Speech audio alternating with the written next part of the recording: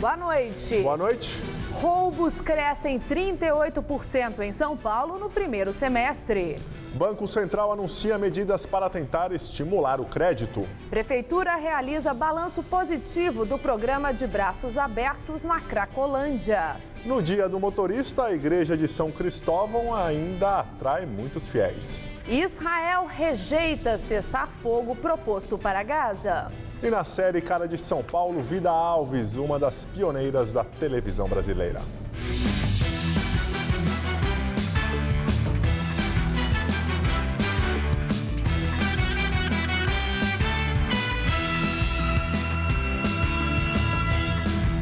Prefeitura faz balanço do programa de Braços Abertos. O projeto, criado em janeiro deste ano, oferece trabalho remunerado, alimentação e moradia a dependentes químicos da região da Cracolândia. Dos 400 cadastrados, 23 receberam atestado médico de aptidão e estão prontos para voltar ao mercado de trabalho. Para esta mulher que prefere não aparecer, a vida nas ruas começou cedo.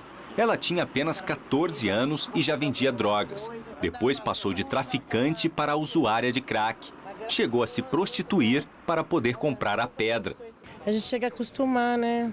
É difícil, mas tem hora que costuma, tem hora que você chora, mas não tem jeito, é um vício, né? O apoio demorou a chegar, mas foi fundamental para conseguir forças e tentar recomeçar a vida. Agora, aos 37 anos. Ela faz parte do programa de Braços Abertos da Prefeitura, voltado para dependentes químicos que vivem na região da Cracolândia. E não foi preciso muito, apenas o básico. A moradora de rua ganhou um lugar para viver, comer e trabalhar. Primeiro, eu não vou mentir, o primeiro pagamento eu desandei, quase se matei. Comprou droga? É. Aí, quando foi na segunda semana, eu não pedi força para Deus, tudo direito. Aí, já comecei a diminuir e preparei. E agora, estou firme, porque eu tenho um lugar digno de dormir, tenho um horário certo de alimentação. O balanço divulgado esta semana pela Prefeitura revela alguns números positivos. 28 mil atendimentos de saúde foram realizados até agora. 122 usuários estão em tratamento voluntário contra a dependência química. 228 participantes estão no serviço de varrição de ruas. E 23 pessoas conseguiram um atestado médico de aptidão para o trabalho. Mas também houve baixa. Desde o início das ações, 39 pessoas abandonaram o programa. A experiência está ajudando o município a conhecer melhor estas pessoas que se tornaram viciadas em crack. Tem uma imensa maioria de profissionais liberais ali, é uma estatística até surpreendente, né? Mais de 53%, e pega todas as classes sociais, diferente de outros vícios. Você vai ter gente como piloto de helicóptero, engenheiro, professores universitários. Um outro dado importante constatado pelos coordenadores do programa é que o consumo de crack entre os beneficiários foi reduzido de 50% a 70%. Antes, os dependentes químicos chegavam a usar de 10 a 15 pedras por dia. Agora, o consumo passou para 5 pedras em média. Uma mudança de hábito que está ajudando as pessoas a reestabelecerem uma rotina diária, inclusive para o trabalho. A gente, de certa forma, está reaproximando as pessoas, montando os vínculos de novo. A mulher que luta para abandonar o vício sabe que tem ainda uma batalha longa pela frente. Aos poucos vai conquistando o respeito das pessoas e, principalmente, alguns sonhos que nem existiam. Para muitas pessoas acho que é uma coisa comum, mas para a gente aqui, nossa, a gente está agradecido mesmo, agradecido, nossa, de dignidade, o respeito, nossa. Qual que é o seu sonho agora? O que você pensa para o futuro? Eu estou esperando um curso de corte e costura para ser costureira. Eu nem estava pensando nisso. Para mim, minha vida tinha acabado, mas graças a Deus é o recomeço. Os católicos celebram hoje o dia de São Cristóvão, conhecido como protetor dos motoristas e viajantes. Para marcar a data, a Igreja de São Cristóvão, na Luz, região central de São Paulo, recebeu os fiéis para a tradicional bênção. Ismael é motorista de ônibus há 10 anos. Na empresa há 14, ele é tido como um funcionário exemplar e sempre bem-humorado. Às vezes você consegue recebê-los com um bom dia, né? Então logo de cara você já recebe um retorno deles, um bom dia, um sorriso, né? Você dá um sorriso, recebe outro, né? Mesmo ao volante, ele consegue cumprimentar cada um dos passageiros. E quando o farol fecha, ele aproveita e parabeniza o companheiro de profissão. Parabéns pelo seu dia, hein? Sérgio faz dupla com Ismael há 1 ano e confessa que é mais fácil manter o bom humor sentado na cadeira de cobrador. Tem aquelas fechadas, então, né?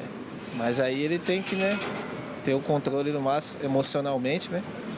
Mentalmente, para até mesmo pra não fazer nenhum tipo de besteira, porque querendo ou não, ele não tá só ele aqui, né? Taxista há 10 anos, Genilson conta que o trânsito na capital mudou muito nesses últimos anos. Literalmente, a gente vê no dia a dia que a gente leva mais tempo para fazer determinados percursos que antes fazia em menos tempo. E isso sobrecarrega não a gente, como também os clientes também. Dia 25 de julho é data de celebrar o Dia do Motorista. O trânsito do dia a dia não tá mole, não.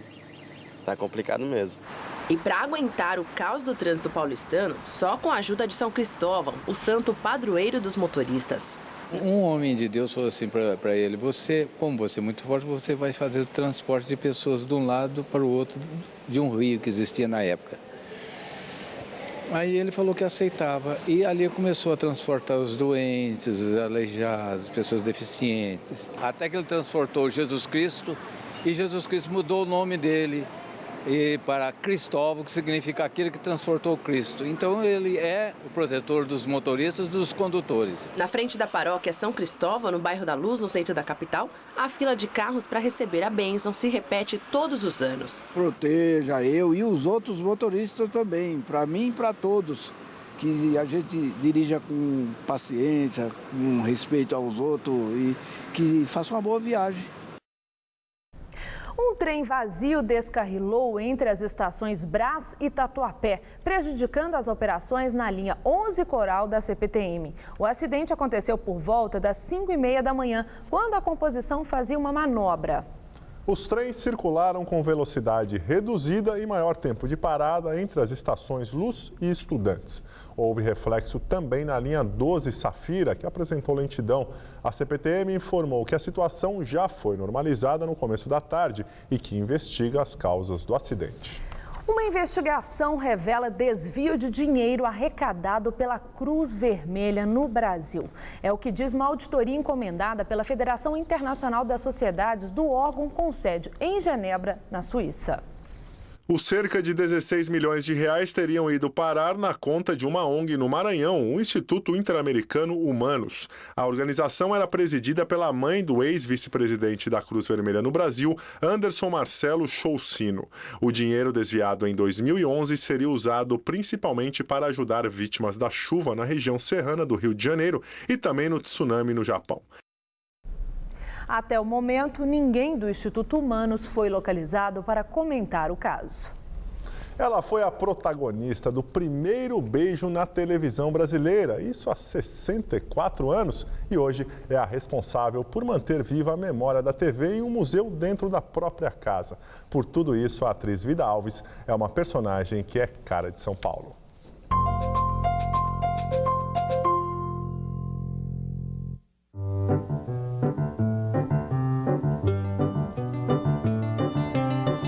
Foram 219 novelas, sem ser diárias e ao vivo, além de grandes teatros, não só da Tupi, de várias emissoras. Destaques na trajetória da atriz Vida Alves não faltam, a começar pela participação em 2 dos principais momentos da televisão: o surgimento da TV Tupi em São Paulo em 1950 e o comando do primeiro programa a ser transmitido em cores pela TV Gazeta em 1972.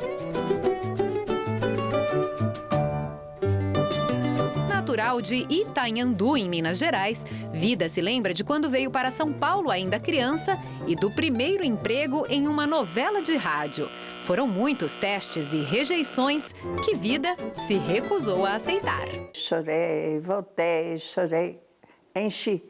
Aí eles me deram um papel de menino numa novela e eu fiz. Do rádio para as novelas da TV foi um pulo, um tropeço, na verdade, que Vida não teve medo de encarar. A maior dificuldade é decorar. Decorar as falas foi só um detalhe. Desafio mesmo foi protagonizar o primeiro beijo da história da televisão na novela Sua Vida Me Pertence, em 1951, ao lado de Walter Foster. Eu encosto os meus lábios nos dela, aperto o braço e solto. E não tem ensaio, é isso que já está explicado aqui. Ah, é? Meu marido falou, tá, pode. Em 1964, Vida voltou a polemizar ao encenar com Jorge Agomide o primeiro beijo gay do teleteatro em A Calúnia. Será que eu sou sem juízo? Ainda não descobri. Mesmo com o fim de algumas emissoras da capital e a expansão das redes no Rio de Janeiro, foi em São Paulo que Vida quis ficar. Suas histórias, ao lado de grandes nomes da dramaturgia nacional, foram eternizadas nas paredes da Casa de Vida, a sede da ONG ProTV, criada pela atriz ao lado de pioneiros em 1995. Equipamentos, imagens, troféus, bibliografia e até figurinos compõem o memorial. Rádio, televisão, livros e um acervo de objetos e mais de 10 mil fotografias que contam a história da televisão brasileira. Se você acha que Vida Alves parou por aí, se engana. A atriz ainda tem mais um projeto para terminar. Tem este espaço, mas é um espaço grande para casa, mas pequeno para museu. Eu tenho na parede 350 fotos, que eu troco às vezes, mas eu tenho nas gavetas 10 mil. Eu sou uma pessoa do presente e, ao mesmo tempo, trabalho com o passado.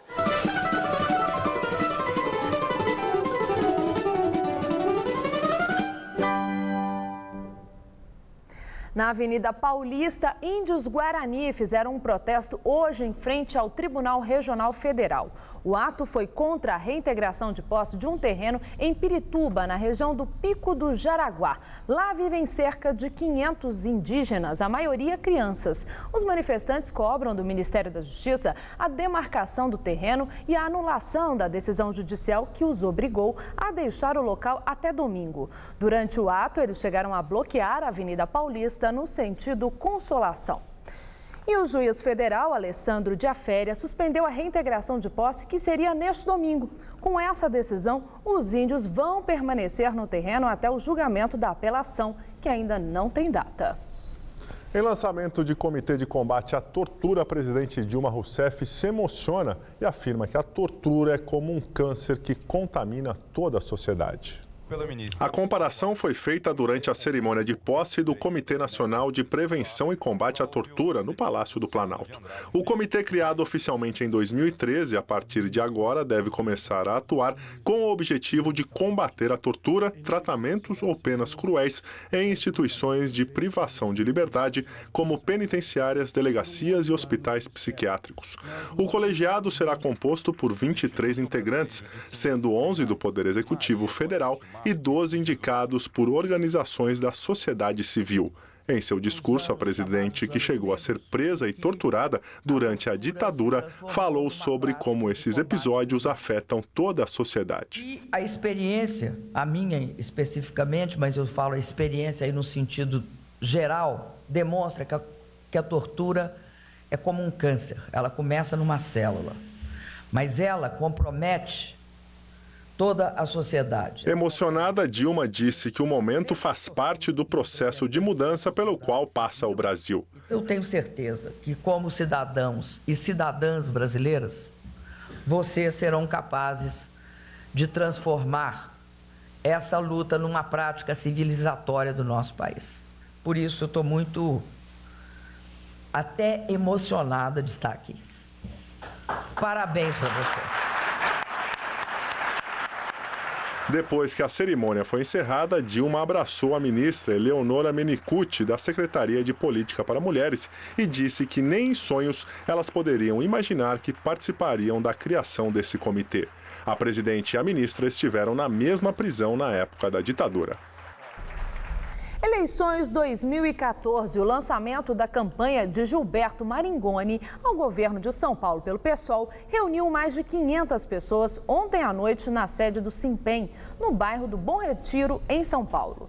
O evento contou com a presença da candidata da legenda à presidência da República, Luciana Genro, a professora da Rede Municipal de Ensino de São Paulo, e o Udete Nepomuceno é a vice. Ana Luísa, do PSTU, será candidata ao Senado na coligação de Maringoni. Já o candidato do PT ao governo paulista, Alexandre Padilha, terá o primeiro ato de campanha com a presidente Dilma Rousseff na segunda-feira. O encontro vai ser numa plenária da CUT em Guarulhos e será o primeiro evento dos dois após a oficialização das candidaturas. Nos últimos dias, o PT tem pressionado Dilma a se engajar na campanha do petista. Agora a ideia é aumentar a exposição da presidente no estado, tanto para tentar reduzir a rejeição em São Paulo, detectada nas últimas pesquisas, quanto para fazer Padilha subir nos levantamentos. Segundo o último Datafolha, Alexandre Padilha aparece em terceiro lugar, com apenas 4% das intenções de voto, atrás de Geraldo Alckmin, do PSDB, e de Paulo Scaff, do PMDB.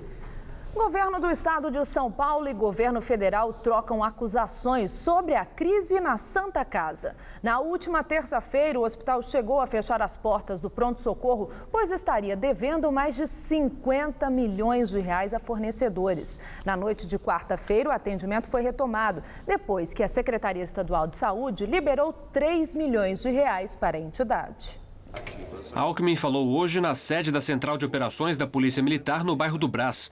Lá, o governador e outras autoridades da segurança pública do estado acompanharam ao vivo, em telões, blitzes realizadas em 8 pontos de São Paulo para combater o roubo de cargas.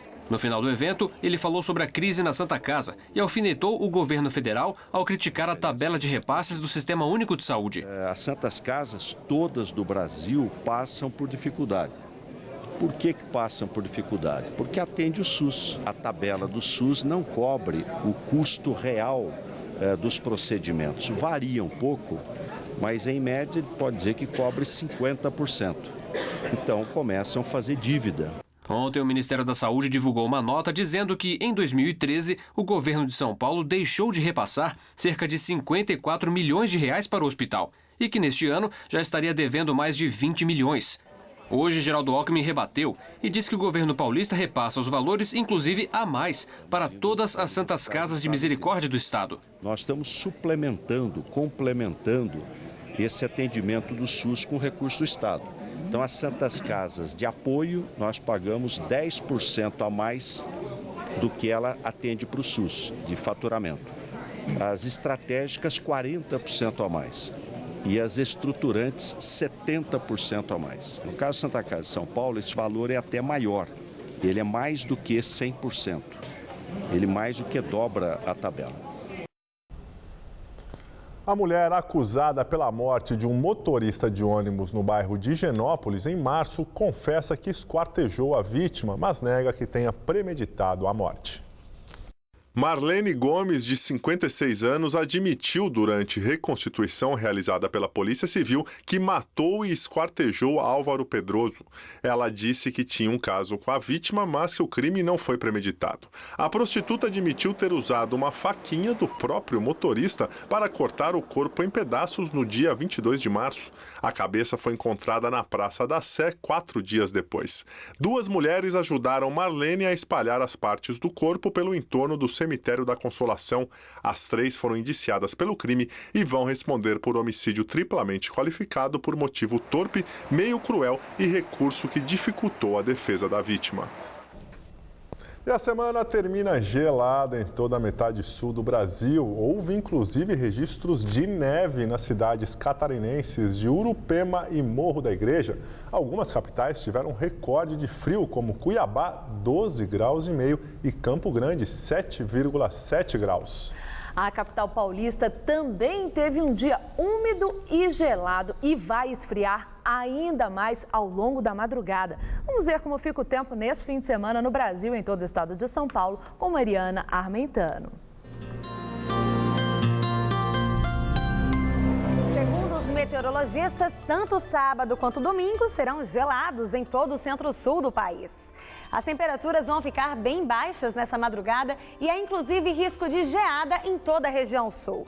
O sábado vai amanhecer com apenas 5 graus em Porto Alegre e em Curitiba, 11 graus em Campo Grande e 15 graus em Belo Horizonte. O sol predomina durante o dia, mas mesmo assim as temperaturas permanecem baixas por causa do ar polar. Máxima de 16 graus amanhã em Porto Alegre, 18 em Florianópolis e 23 graus no Rio de Janeiro. Os maiores volumes de chuva são esperados para essa área escura do mapa, entre o Amazonas e Roraima e do centro-norte do Mato Grosso do Sul até o Espírito Santo e o estado de São Paulo. Para esse sábado, a previsão é de muitas nuvens e chuva já pela manhã em grande parte do estado. Na divisa com o Paraná, como a região de Presidente Prudente, o tempo fica firme amanhã, mas a máxima fica em torno dos 22 graus. A chuva deve ser mais volumosa no norte do estado, ali na região de Franca e Barretos, onde a máxima não passa dos 18 graus. Aqui na Grande São Paulo, o céu fica encoberto e as temperaturas ficam baixas à noite e de manhãzinha e amenas durante a tarde. Nessa madrugada aqui na capital, termômetros perto dos 11 graus. Amanhã à tarde, máxima de 19. O domingo será nublado e a máxima não passa dos 17. E na segunda-feira, a máxima prevista é de 19 graus, com chuva a qualquer hora do dia. Eu volto daqui a pouco no Jornal da Gazeta, edição das 10. Até lá! A guerra no Oriente Médio, mais um dia sem acordo de trégua e a violência se espalha pela Cisjordânia em meio a protestos palestinos contra a ofensiva em Gaza. Pelo menos 5 palestinos morrem em confrontos com forças de segurança de Israel. O dia em Jerusalém Oriental começou com as orações da última sexta-feira do período sagrado muçulmano do Ramadã. Homens com menos de 50 anos foram proibidos de entrar na mesquita de Al-Aqsa. O Hamas, a Jihad Islâmica e a Autoridade Palestina convocaram manifestações para o dia de ira contra a operação militar em Gaza. E logo explodiram os confrontos com as forças de segurança.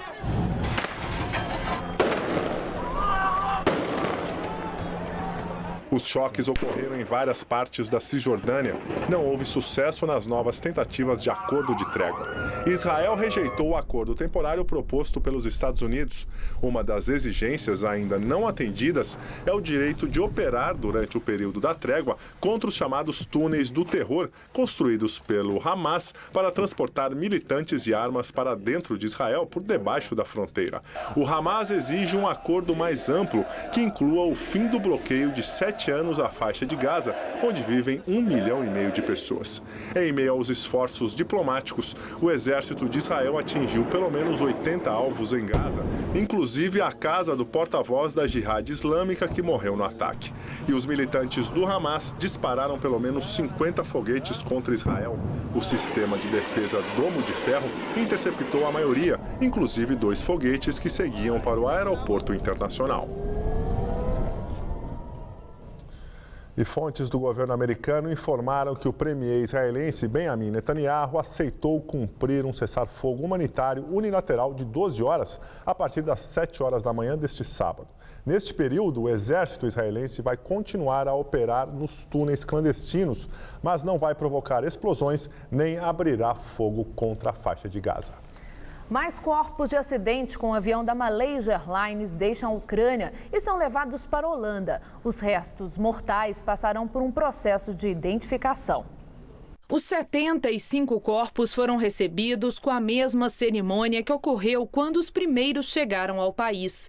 Quem representou a Holanda na solenidade foi o ministro de Finanças. Amanhã, mais de 38 corpos chegarão ao aeroporto militar na Holanda para serem identificados. Passada uma semana do acidente do voo MH17, autoridades informaram hoje que atiradores, provavelmente separatistas pró-Rússia, expulsaram os investigadores que trabalhavam no local da queda do Boeing 777. O chefe do Serviço de Situações de Emergência da Ucrânia afirmou que o trabalho das equipes no local da queda também vem sendo dificultado. França confirma a localização dos destroços do avião da Argélia que caiu no Mali, na África. 118 pessoas estavam a bordo. Os destroços do avião da Air Algérie, que caiu no Mali, foram localizados na região de Gossi, próxima à fronteira com Burkina Faso. O governo francês informou que vai enviar militares ao local da queda. Após a confirmação, o presidente François Hollande manifestou solidariedade aos parentes e pessoas próximas às vítimas.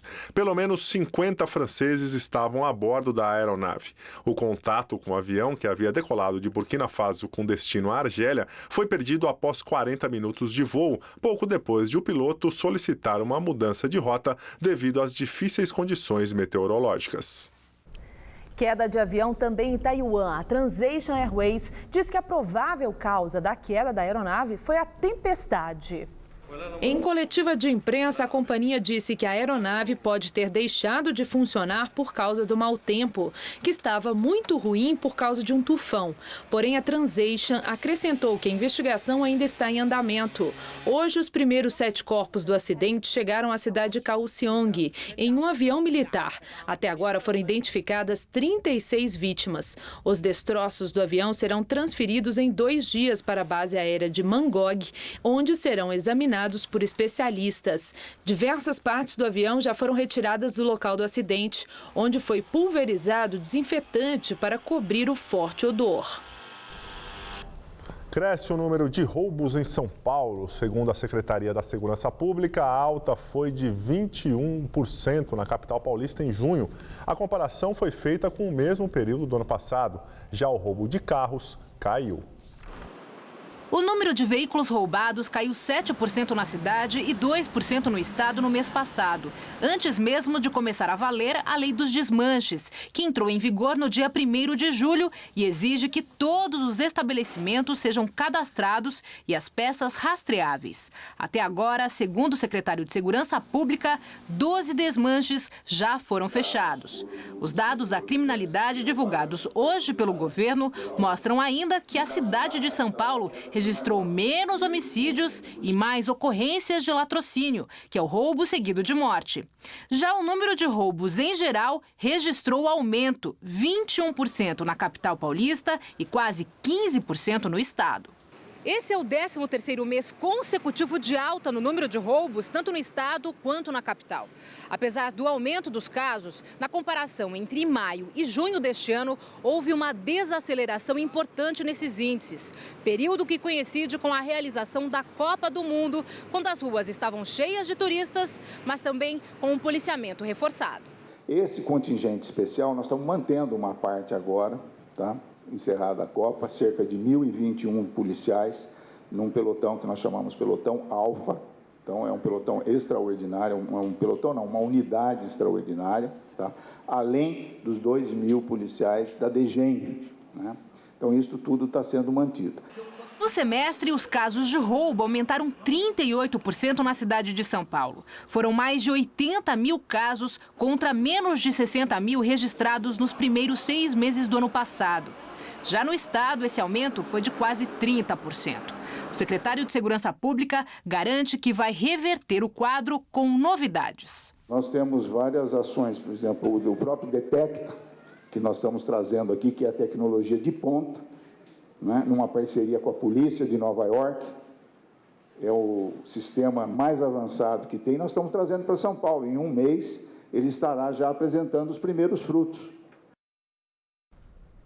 E agora vamos ao comentário de cultura com César Job. As visuais fervem na capital paulista. Foi aberta ontem à noite na Pinacoteca do Estado retrospectiva da obra de Mira Schendel, uma das mais importantes artistas da América Latina, que se aproximou de várias tendências, do minimalismo ao concretismo, ao grafismo, sem, no entanto, se comprometer com nenhuma delas. Hoje ela é reverenciada por críticos e curadores internacionais e sua obra é ambicionada por museus e coleções contemporâneas. A exposição tem curadoria da Tate Modern de Londres, onde estreou, e já passou também pelo Museu Serralves do Porto, em Portugal. Quem curte a obra da suíça Mira, que se mudou em 1949 para o Brasil, onde morreu em 1988, tem chance de ver agora mais de 300 trabalhos das décadas de 50 a 80, especialmente reunidos nessa mostra, emprestados por grandes coleções públicas e privadas do Brasil e exterior. Também na Pinacoteca está a exposição Guillermo Cuitca, Filosofia para Princesas. Com cerca de 50 obras, a mostra reúne trabalhos produzidos durante toda a trajetória deste importante artista argentino. Seus temas preferidos estão todos lá, desde as primeiras grandes pinturas dramáticas, aos mapas, às plateias de teatro, às esteiras de bagagens de aeroportos. Destaque para a instalação Le Sacre, no octógono, formada por 54 camas, em cujos colchões foram pintados mapas diversos. E amanhã abre no Itaú Cultural, na Avenida Paulista, a ocupação Aloysio Magalhães. Mostra que homenageia o grande artista gráfico pernambucano, pioneiro do design moderno no Brasil e cujo trabalho faz parte do nosso cotidiano. São dele, entre outros, os logotipos da Bienal, da Petrobras, da Souza Cruz, além de ter criado as cédulas do Cruzeiro, nosso dinheiro nos anos 60 e 70. A ocupação, que segue até 24 de agosto, tem curadoria do designer João de Souza Leite. É tudo imperdível. Boa noite. Começou hoje a tradicional Festa do Morango, que acontece todo ano no Parque da Água Branca, na zona oeste de São Paulo. Até domingo, produtores de morango de Atibaia, no interior do estado, oferecem uma grande variedade de doces à base da fruta, além de 3.000 caixas de morangos frescos da região. Morango puro já é bom. Imagina regado com chocolate. Ou então picadinho com creme à base de baunilha e chocolate meio amargo. Essas são algumas das guloseimas da 9ª edição da festa. Muito difícil entre tantas opções? Muita coisa, né? Tudo bom, né? Muito gostoso. Tortas e bombas mais tradicionais ganharam a companhia de combinações mais excêntricas, como a tapioca recheada de morango, chocolate e leite condensado. Para quem quer o morango in natura, são 2 opções. Ele é um pouco maior, mais suculento, ele serve para tortas, doces. Só que o morango menor, que é o Dover, ele é bem docinho. Então, as pessoas gostam mais desse aqui. É mais fresquinho, né? Uma coisa que me parece que é o morango daquele tipo que a gente comia muito tempo atrás, morango macio, com gosto de morango. Muito diferente que a gente vê muitos morangos em mercados, que ele é mais duro, né? Todo ano não tem jeito. A campeã de vendas é a caixinha de morango. Os produtores saem de madrugada para trazer as frutas fresquinhas aqui para a festa. Só no ano passado foram vendidas 3 toneladas de morangos em 2 dias. Mas nessa edição, as frutinhas têm um forte concorrente. Esse super merengue com mais de 100 quilos. A taça gigante foi a atração principal no primeiro dia da festa. Muito bom, uma delícia. Douglas preferiu matar a curiosidade e provar o estrogonofe de morangos. Um sabor assim único, não é muito doce, bem acentuado o morango, algo assim incrível. A última edição da festa no ano passado recebeu cerca de 60.000 visitantes no Parque da Água Branca, na zona oeste da capital. Este ano a gente estendeu um dia mais, esperando um número muito maior, esperando 100.000 pessoas esses 3 dias de evento aqui no parque.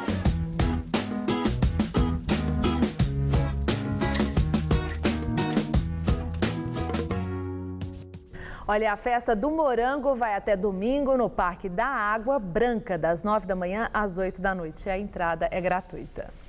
E agora vamos às notícias do esporte com Gabriel Cruz e Celso Cardoso. No domingo, o primeiro clássico paulista na Arena Corinthians. O Palmeiras, maior rival corintiano, será o adversário, não é isso, Celso? O derby? Pois é, Gabriel, rivalidade é a marca principal deste duelo centenário que pela primeira vez será realizado na Arena de Itaquera. Do lado corintiano, Mano Menezes não confirmou o time e Romarinho pode jogar pelo bom retrospecto contra o Palmeiras.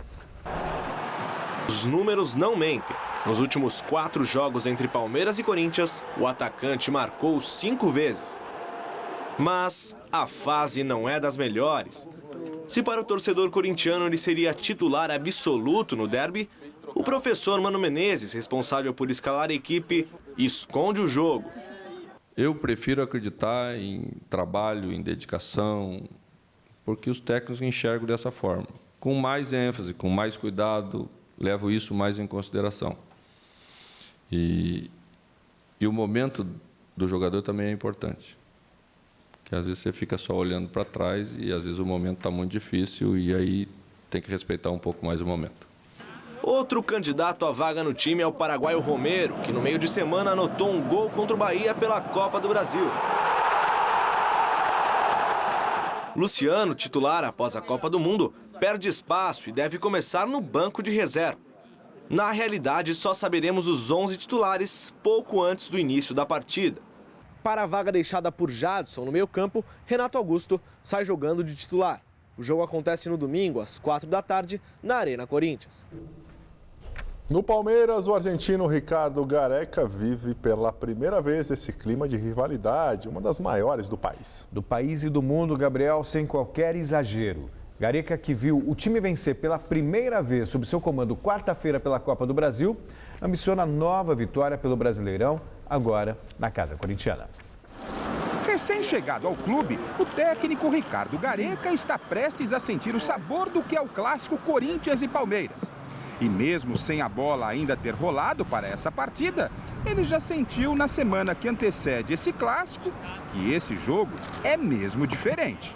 Sim, eu penso que sim, não?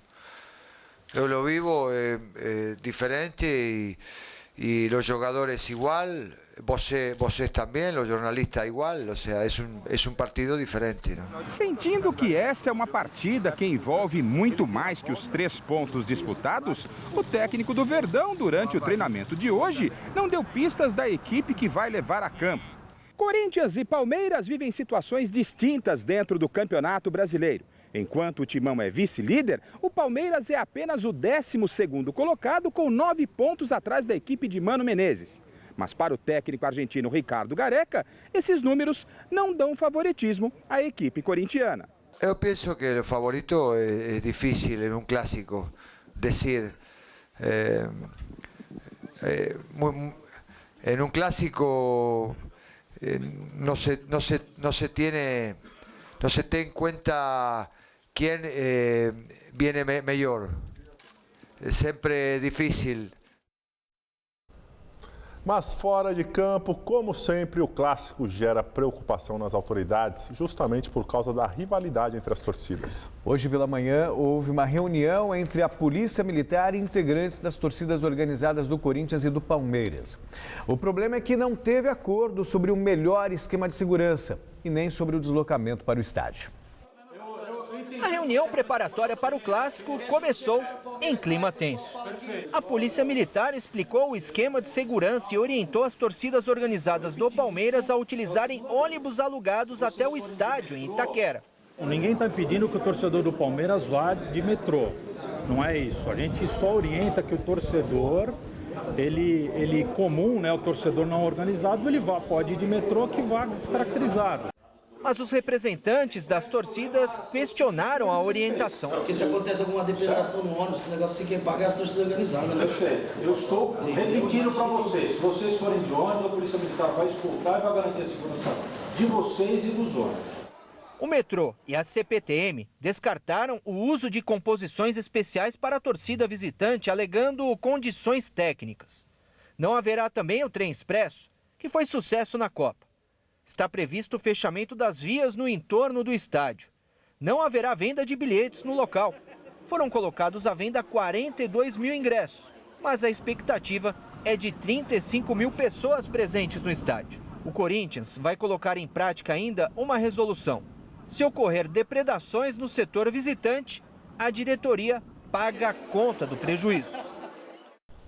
E hoje à tarde, a torcida organizada do Palmeiras, Gabriel, emitiu uma nota dizendo que não há condições de alugar os ônibus para a partida contra o Corinthians. Seriam R$600 cada ônibus, 50 ônibus. 30 ônibus. 30. Então que não houve tempo hábil para isso e que eles vão realmente de trem e de metrô para o estádio. E parece que a Mancha Verde também não aceitou a recomendação da polícia de não ir de verde para o jogo. Gabriel, nós tivemos uma referência muito próxima da Copa do Mundo. Torcedores adversários, rivais, indo para o estádio, numa boa. Mas é outro público, não, Celso? Sim, é outro público, mas uma hora isso precisa mudar. Quer dizer, você não pode mudar o ritmo da cidade por causa de vândalos. Então, eles têm que aprender a se comportar. E se não se comportarem, a polícia, que vai trabalhar forte, espera-se isso, na saída do metrô prende todo mundo. É a melhor alternativa. Ou aprendem agora, ou não vão aprender nunca mais. Além de Corinthians e Palmeiras, a rodada reserva outro clássico regional. Flamengo e Botafogo no Rio de Janeiro. Veja os jogos do final de semana pelo Brasileirão. Amanhã às 6h30 o Santos pega a Chapecoense. No mesmo horário tem Criciúma e Vitória, enquanto que o Cruzeiro enfrenta o Figueirense. Às 9h o Bahia recebe o Internacional. No domingo, às 4h, o São Paulo visita o Goiás, o Corinthians faz o clássico diante do Palmeiras, o Sport Recife tem compromisso com o Atlético Mineiro e o Xará Atlético Paranaense mede forças com o Fluminense. Às 6h30, o Grêmio pega o Coritiba e, fechando a rodada, o Flamengo joga contra o Botafogo. O presidente Dilma Rousseff se reuniu com representantes de 12 clubes nesta sexta-feira em Brasília. Em pauta, o projeto de renegociação da dívida dos clubes. Os dirigentes pediram que a Lei de Responsabilidade Fiscal do Esporte tenha aprovação acelerada. O texto prevê que as instituições esportivas tenham 25 anos para quitar as dívidas. Em contrapartida, eles se sujeitariam a punições caso voltassem a se endividar. Estiveram presentes representantes do Atlético Mineiro, Bahia, Botafogo, Corinthians, Curitiba, Grêmio, Internacional, Palmeiras, Paysandu, Santa Cruz e São Paulo, além do ministro do Esporte, Aldo Rebelo, e do ex-presidente do Corinthians, André Sanches.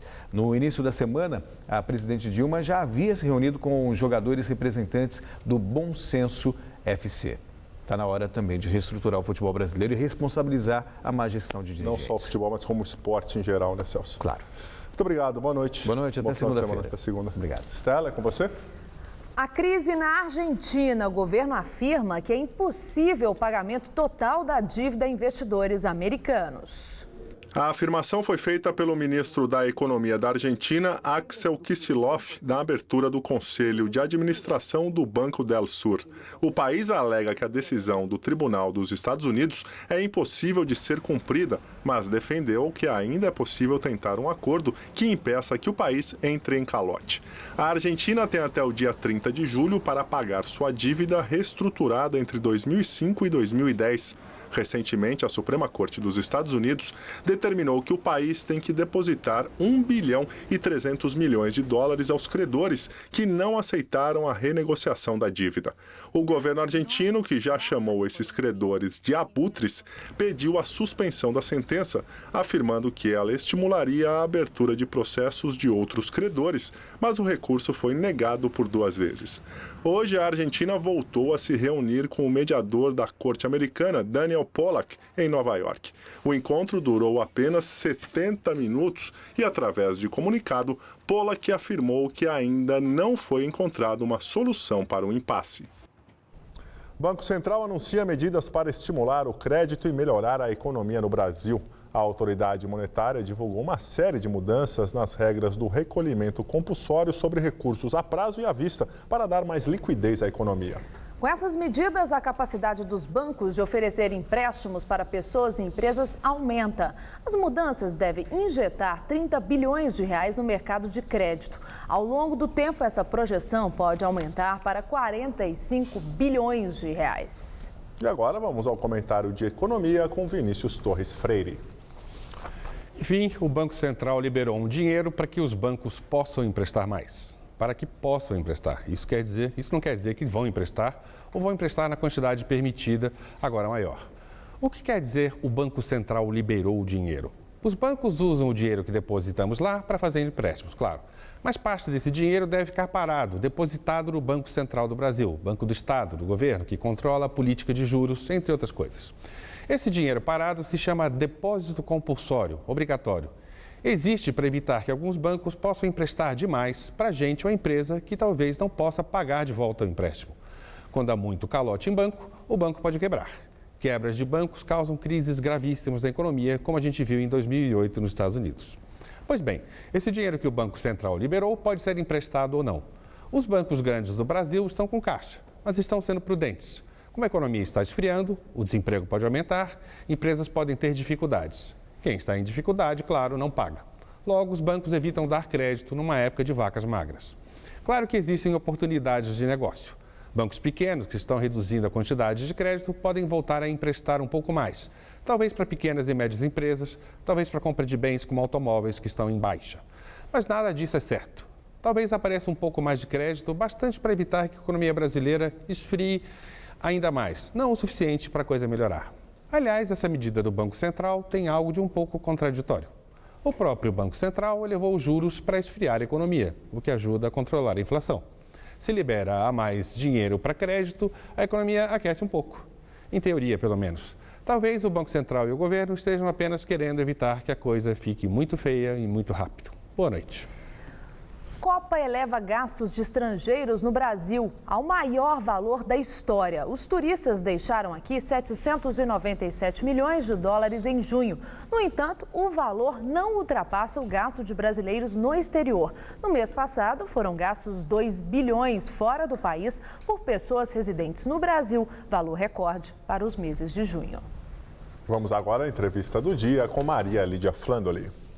Brasil chega perto das eleições com indicadores da economia em queda, ameaça de recessão e previsão de dias piores. Para falar das perspectivas futuras, hoje recebemos o economista Antônio Corrêa de Lacerda, professor do Programa de Estudos de Pós-Graduados em Economia Política da PUC de São Paulo e ex-presidente do Conselho Federal de Economia. Muito obrigada, professor, por estar conosco. Bom, professor, as notícias que têm sido divulgadas sobre a economia, os indicadores, não são nada bons. Há, inclusive, ali aquela informação de que o próprio governo reconhece que o Brasil está liberando recessão. Há tempo para uma reação nesse ano para reverter esse quadro? Uma reação leve provavelmente ocorrerá, ou seja, como tivemos um primeiro semestre muito ruim, com a economia rodando a próximo de zero ou algo parecido com isso, o mais provável é que no quarto trimestre, por efeitos sazonais, recebimento do 13º salário, fim de ano, as coisas se acelerem um pouquinho. Agora, o que podemos esperar para o ano todo de 2014? Um crescimento muito baixo, 0,7%, 0,8%, que é um dos menores níveis que a gente já teve nos últimos anos. Esse baixo crescimento é decorrente tanto de fatores internos, o consumidor está muito endividado, a inflação de alimentos e de serviços comeu a renda do consumidor, né? Então isso diminuiu o espaço para o crescimento do comércio e nós tivemos também fatores internacionais, estamos tendo, como a crise da Argentina, que afeta direto aqui a nossa indústria, especialmente a indústria automotiva. Né? Então, agora, tudo isso restringe muito o crescimento. Mas quando o senhor fala, bom, alguma coisa dá para fazer, a gente logo pensa em ajustes, né? E dá aquele medão de ajuste ser aquele remédio amargo. O senhor acredita que em ano eleitoral, governo federal que tem candidato à reeleição vá se expor a ajustes que tragam mais desconforto para o cidadão que já está tão temeroso, que isso possa contaminar as urnas? Isso seria inédito na nossa jovem democracia, né? Porque não tem sido assim. Todos os partidos e os ex-governantes sempre adiaram para depois das eleições as decisões amargas, né? E nós temos correções necessárias na economia que envolvem, por exemplo, correção de preços de combustíveis, de energia elétrica, de transportes urbanos que foram represados para não impactar tanto a inflação. Mas aí que está, isso não atinge direto a inflação nesse ano eleitoral, essa correção? Então essa correção provavelmente ocorrerá no ano que vem. Fica para depois. Será uma tarefa para o novo governo. Para o próximo. Ou mesmo se houver reeleição, a própria governante terá que promover essa correção. Agora, professor, a recessão é mesmo inevitável? Não, ela é evitável. É evitável? Dá para evitar? Dá para evitar. O Brasil tem todas as condições de aproveitar o seu mercado doméstico, fazer ajustes, mesmo que pequenos, para evitar uma queda do produto. O que seria ajuste pequeno? Olha, por exemplo, existe um indicador que é muito importante, que é a confiança dos agentes econômicos, que isso você obtém mediante anúncio de medidas de impacto, né? Compromissos com estabilidade, compromissos com medidas de desenvolvimento, que é possível de você começar a trabalhar. Tivemos também alguns fatores sazonais, por exemplo, a realização da Copa do Mundo. Eu não tenho dúvida que no longo prazo é extremamente favorável para o Brasil pela imagem que você passa, as obras de infraestrutura, enfim. Mas no curto prazo, isso gerou uma paralisia em grande parte do comércio, a indústria. O olho estava na bola, né? Todas as atenções voltadas para a bola. Então, existem alguns fatores que vão favorecer agora uma certa normalidade para a economia. O senhor falou em confiança dos agentes. Mas e a confiança do consumidor, né? Que está com menor poder de compra, que está olhando para o futuro, está morrendo de medo. Inclusive, se vem a tal da recessão, meu Deus, perco o emprego, meu filho também, etc. e tal. Como é que essa confiança em queda afeta a economia? Olha, de uma forma muito intensa, porque a economia é muito movida ao que chamamos de expectativas. Ou seja, o que as pessoas que tomam decisão, seja o consumidor, seja o empresário, acham que vai acontecer com a economia. E hoje a gente vive uma espécie de profecias autorrealizáveis, porque esse mau humor, né, que foi então intensificado com essa conjugação de fatores que falamos, crise na Argentina, realização da Copa, aumento da inflação, especialmente de alimentos, isso minou um pouco a confiança. Então é preciso trabalhar esses fatores para dar uma certa tranquilidade, né? O nosso nível de desemprego ainda é baixo, o Brasil tem reservas cambiais importantes, né? O que não ocorre, por exemplo, em alguns países como a Argentina.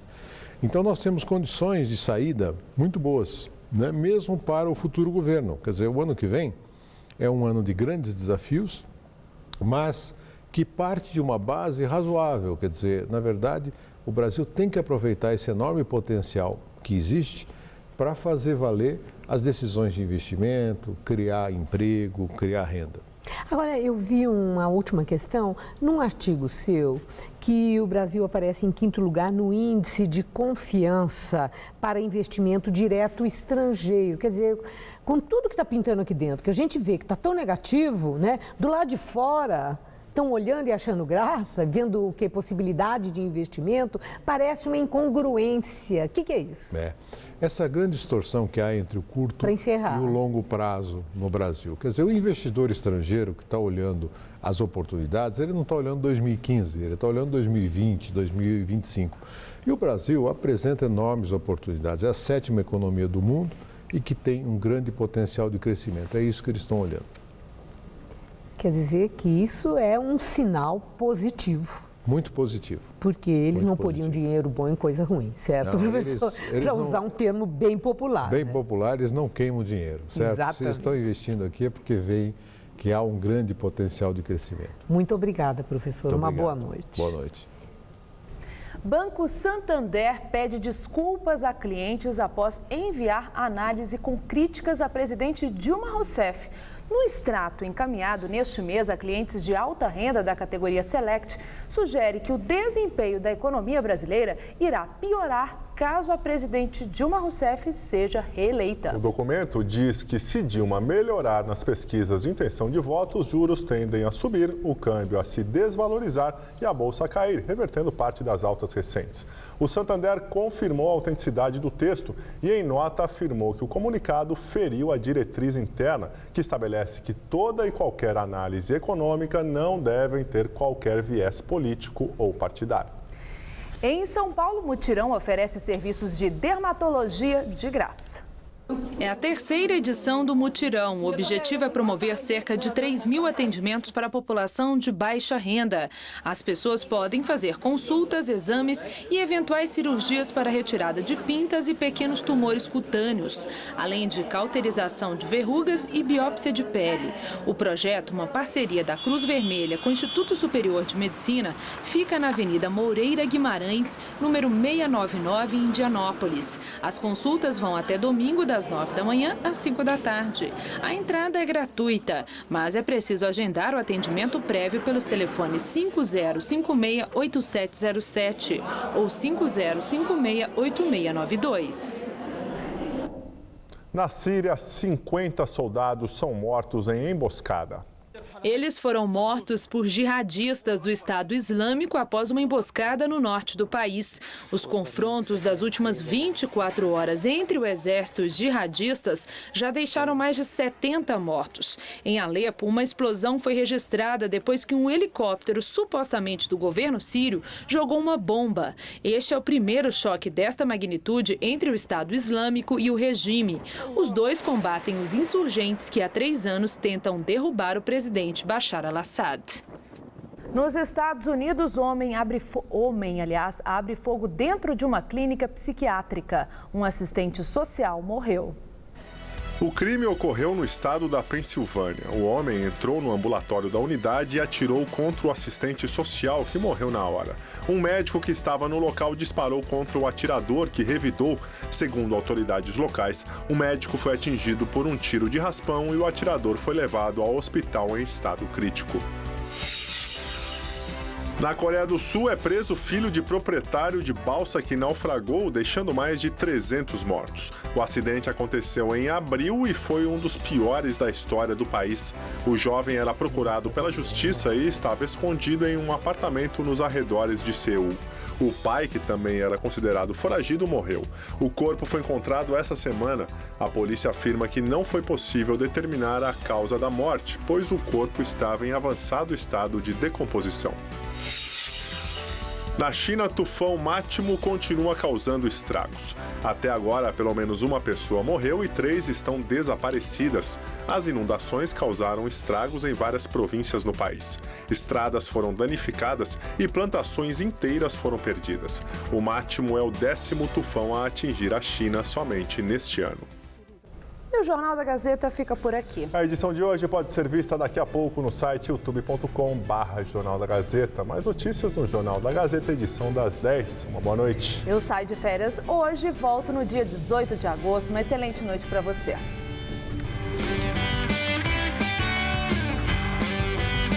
De segunda a sexta, 10h20 da noite, fique ligado no Charme e Requinte do Todo Seu.